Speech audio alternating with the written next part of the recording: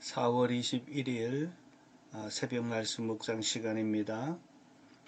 오늘 이 말씀을 통해서 주님과 동행하고 주님이 보여주시는 그 천국의 그 영광을 또 함께 보고 누리는 은혜가 있어지기를 축복합니다.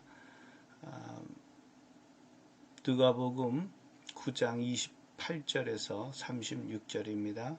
이 말씀을 하신 뒤에 8해쯤 되어서 예수님께서 베드로와 요한과 야고보를 데리고 기도하러 산에 올라가셨다. 예수님께서 기도하고 계시는데 그 얼굴 모습이 변하고 그 옷이 눈부시게 휘어지고 빛이 났다.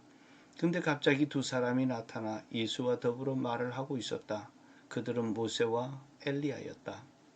그들은 영광에 쌓여 나타나서 예수께서 예루살렘에서 이루실 일, 곧 그의 떠나가심에 대해 말하고 있었다.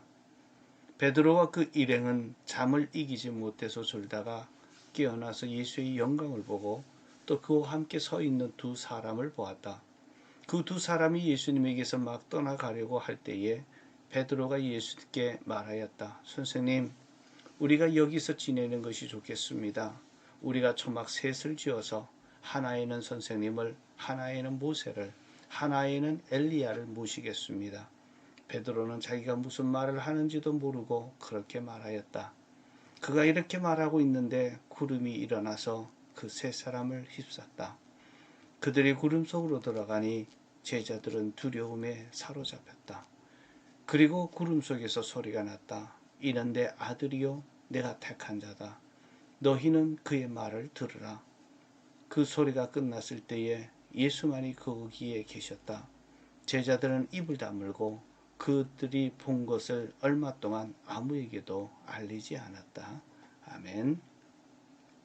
27절에 예수님께서 제자들의 신앙 고백을 확인하시고 제자를 가르치시면서 여기 서 있는 사람 가운데 죽기 전에 하나님의 나라를 볼 사람들이 있다고 말씀하셨습니다. 이 말씀을 하신 뒤에 8해쯤 되어서 예수님은 베드로와 요한과 야고보를 데리고 기도하러 산에 올라가셨습니다.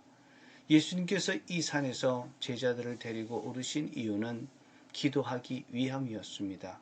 예수님이 기도하실 때에 어떤 일이 있었습니까? 예수님의 용모가 변하고 옷이 눈부시게 휘어지고 빛이 났습니다. 그리고 갑자기 모세와 엘리야가 나타나 예수님과 더불어 앞으로 예루살렘에서 일어날 일들에 대해서 대화를 나누고 있었습니다. 예수님의 영광스러운 모습으로 변화하고 빛같이 휘어지고 모세와 엘리야에 대화하는 이 모습은 천상의 모습을 보여주고 있습니다. 이 변화산 사건이 주는 의미는 무엇입니까?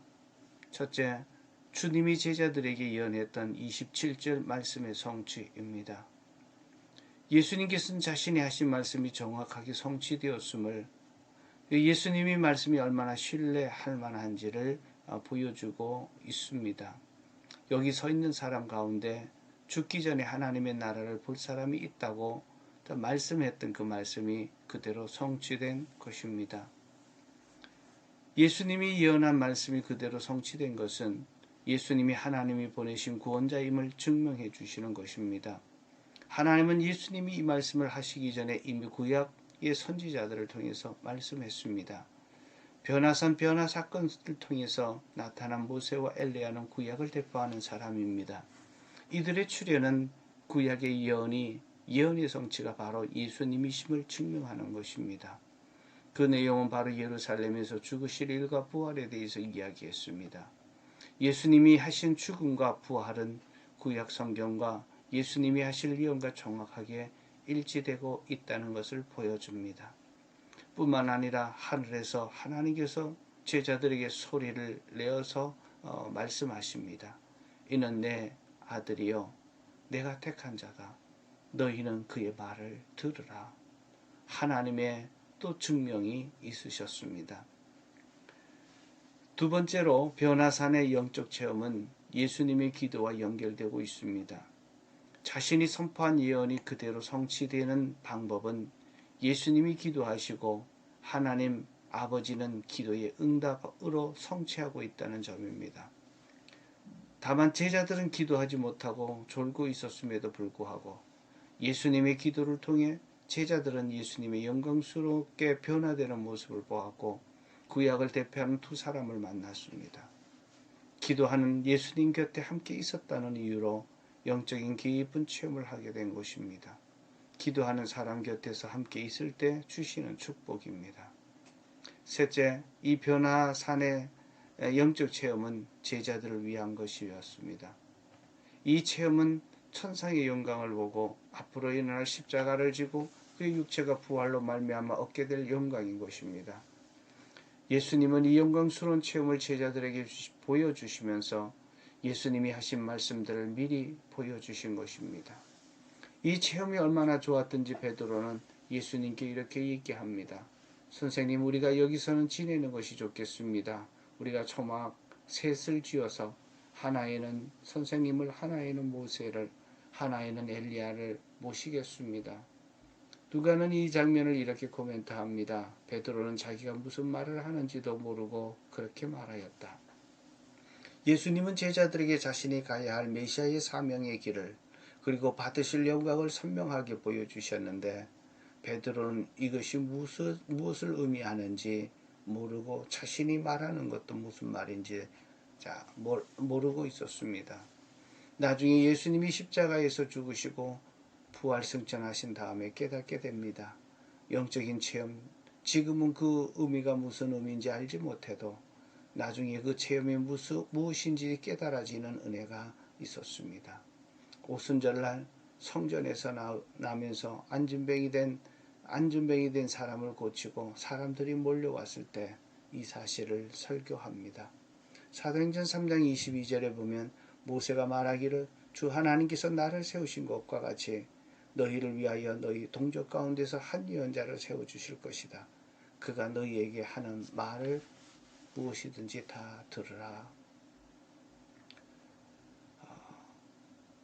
제자들이 앞으로 살아가기 위해서 하나님이 하실 일을 미리 보여주고 따라오게 하시고 계십니다.